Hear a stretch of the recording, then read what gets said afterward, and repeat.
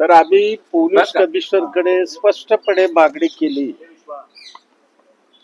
Doctor Deshmukh म्हणजे आमदार विजय कुमार देशमुखच्या चिरंजीवाचं नाव त्यांचे नातेवाईक उघडपणे घेत आहेत आणि जी फिर्याद तुम्ही घेतली 15 लोकांची त्याच्यामध्ये नावाचा समावेश नाही आहे. ज्या वेळेला अशा पद्धतीनं उघडपणे नाव घेतलं जातं त्यामुळं डॉक्टर किरण देशमुखवर सुद्धा या ठिकाणी तुम्ही त्या पद्धतीनं कारवाई करा अशी मागणी केलेली आहे. त्याला सांगितलं त्याने आम्ही चौकशी करतो आणि फिर्यादीमध्ये नाव नसल्यामुळं आम्हाला अडचण आहे असं त्यांनी दुसरी सबब सांगितलं. त्याला म्हणलं की फिर्यादीवर प्रेशर आणला असेल ऐन वेळेला, नाव कसं येणार? म्हणून इथल्या पालकमंत्र्याची ही जबाबदारी आहे. इथले कायदा सुव्यवस्था आणि सगळ्याला न्याय देण्याचं. म्हणून या ठिकाणी मी मागणी करतो, या राजकीय खुनेला भारतीय जनता पक्ष जबाबदार आहे.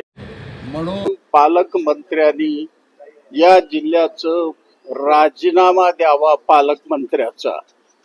त्याचप्रमाणे विजय कुमार देशमुख जे आमदार आहेत त्यांची आमदारकी मुख्यमंत्र्यांनी काढून घ्यावं.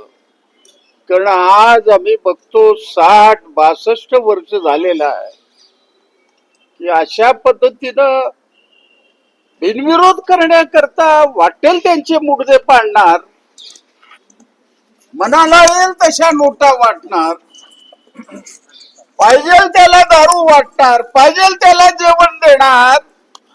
लोकशाही आहे कुठं?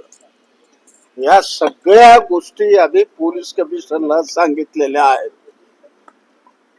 आणि पोलीस कमिशनरकडनं आम्ही अपेक्षा व्यक्त केली, निर्भयपणे कोणाला द्यायचं मत देऊ द्या, निर्भयपणे ही निवडणूक. भाषणामध्ये सुद्धा कटिंगे बटिंगे हिंदू मुस्लिमावर, अरे विकासावर बोला ना. आज पिण्याच्या पाण्यावर आज रिपोर्ट आलेला आहे. आपल्या देशामध्ये दररोज 2 लाख माणसं मरू लागले.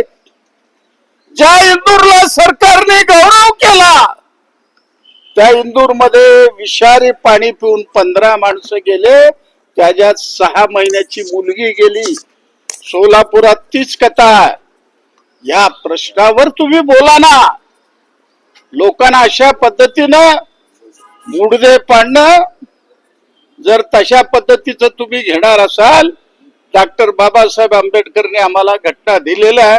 म्हणून उद्या सकाळी 10 वाजता मी अत्यंत मौन धारण करणार आणि सोलापूरच्या हे मार्शललाचं सोलापूर आहे, हे सोलापूर हुतात्म्याचं आहे, हे शहर सहन करणार नाही.